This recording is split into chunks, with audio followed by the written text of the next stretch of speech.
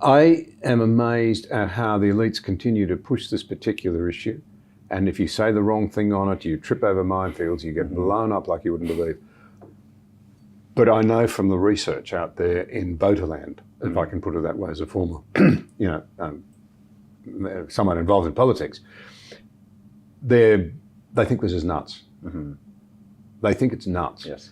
Is it overreach? Will it start to It's produce a serious reaction? You know, come on, let's find some sensible ground again. Or do the elites have such control now they're just going to continue to ram it forward? It's already happening. It's already happening. I mean, it's been interesting because, again, that was February 2019 when I posted that. And when I posted that, the issue was not being discussed in the way that it is now. I think people were genuinely shocked. People were... Sort of, what do we do with this? Yeah, firstly, it wasn't on a lot of people's radar.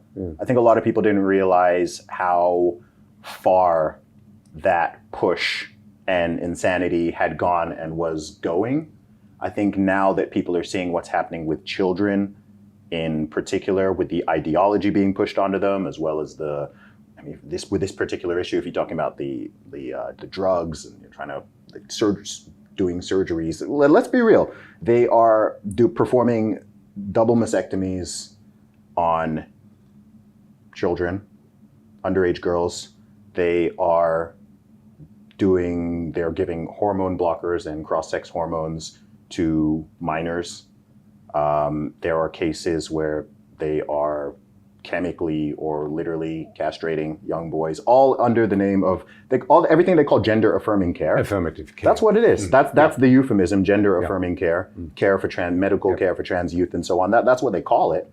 But that's what they're doing. And we know that most of them will sort those issues out as puberty progresses and they come out the other end. Yes, absolutely. So when it comes to this issue, I think most people view it from a sort of adult libertarian lens of, okay, whether or not I understand or agree with this, if we live in a free society and you're an adult and you want to take hormones or have a surgery or do this or do that, generally speaking, okay, I might not like it, I might not agree with it, I might not understand it, but that's your life to live. But I think when you cross the line with children and what's being pushed in schools, what's happening in the medical world and so on, and when people become awake to that and see, oh wow, okay, this is wrong,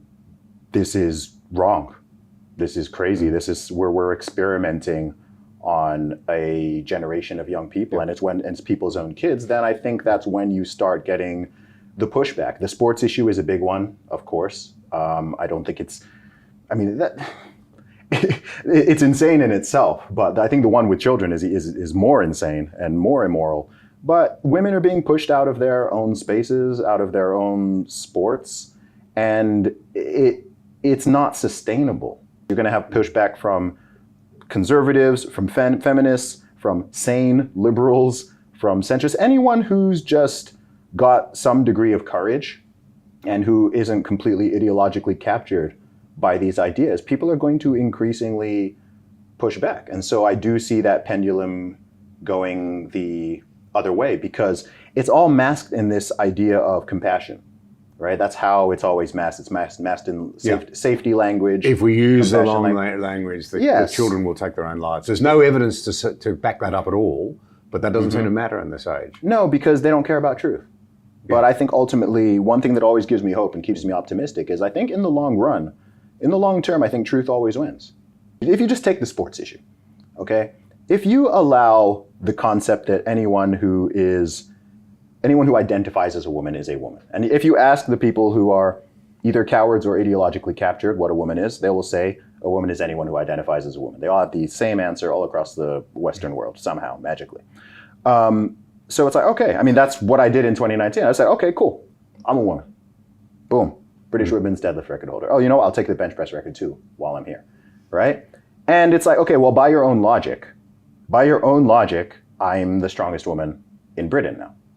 And so either you have to accept me as that, or you have to go, well, okay, maybe you're not really a woman. And some people be like, oh, well, you didn't suppress your hormones. Even if I'd suppressed my hormones, you don't magically turn into a woman. If Anthony Joshua, the boxer, if LeBron James goes on starts taking estrogen and suppressing his testosterone for a year or two, you think he's suddenly gonna be on an equal footing with him? It's completely insane. It's preposterous. The muscle bulk's already there. It's there. It's laughable. They're putting males in female prisons. Yeah, well, that is really... Women are getting pregnant in prison all of a sudden, and they're like, how is this happening? Yeah. I mean, is that sustainable? It's you can't hide from the truth in such a ridiculous fashion. At some point, the rubber meets the road. The chickens come home to roost, and people stand up and push back. And the thing that's taking long is just the fact that people lack courage. That's all it is. Well, here you are in a country where, in one state, in Victoria, under the name of anti-conversion laws... Oh, good grief. You've probably heard this. People will have told you about it. A parent could remonstrate with a 13 or 14-year-old child who wanted a tattoo. No, you shouldn't have a tattoo. That's not a good idea. They're tasteless. You'll regret it later. But if you dared to suggest to a child who says, I'm not sure that I'm in the right body, Yes. if you fail to affirm, as a parent, let alone as a counsellor, a doctor, whatever, you can get into appalling trouble.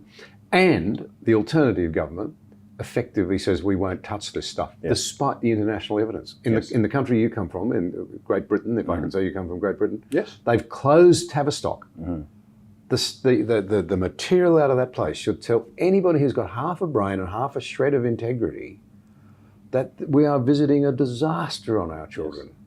Yes.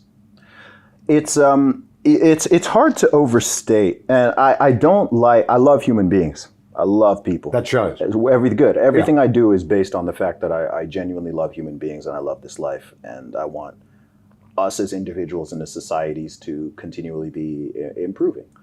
But if I can give the greatest criticism of what is happening in the West is I think that too many people are just being cowardly.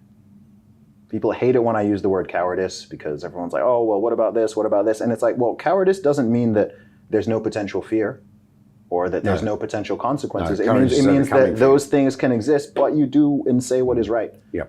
Regardless. Courage is overcoming your natural fears. Exactly. So I understand the conditions that have been created that have led to this chilling effect of people feeling like they can't speak out on certain things, or they can't do or say what they believe to be right or correct, or they can't even state certain objective facts. People won't even... Matt Walsh from Daily Wire made a whole movie going around asking people, what is a woman? Everyone knows the answer. Every single person in that documentary knows the exact answer. They won't say it because ultimately they're cowards. What is really worrying is that the people in that film that you talked about, it's the academics, the people who are, if you like, educating up our young, who are most reluctant to deal with reality. Yeah, and it's not hard to understand why, but it's because those conditions have been created. But how have those conditions been created? It's through cowardice. It's one of the reasons why I even became more outspoken. Because I've had these conversations, anyone who knows me privately, I've had these conversations with people for a very long time. But in 2018 in particular, I was like, you know what? My voice is needed in some of these conversations. I didn't plan on being, okay, I want to be this warrior for free speech or liberty or anything like that. But I was just like, look, this stuff is getting insane on multiple levels. I don't like this narrative, that narrative, the race conversation, the gender conversation, the male-female relationships conversation, this, like the whole COVID stuff. I'm like, look, this is that one latter one coming later down the line. But I was just like, look, not what needs to be said is not being said, and people are afraid to say it. And it's weird when you can tell when people know the truth or they know reality, but they won't say it because they're afraid of backlash or potentially offending someone out there in the ether or anything. And what's the point of having, if you don't have free speech, if you don't use your free speech, you lose your free speech.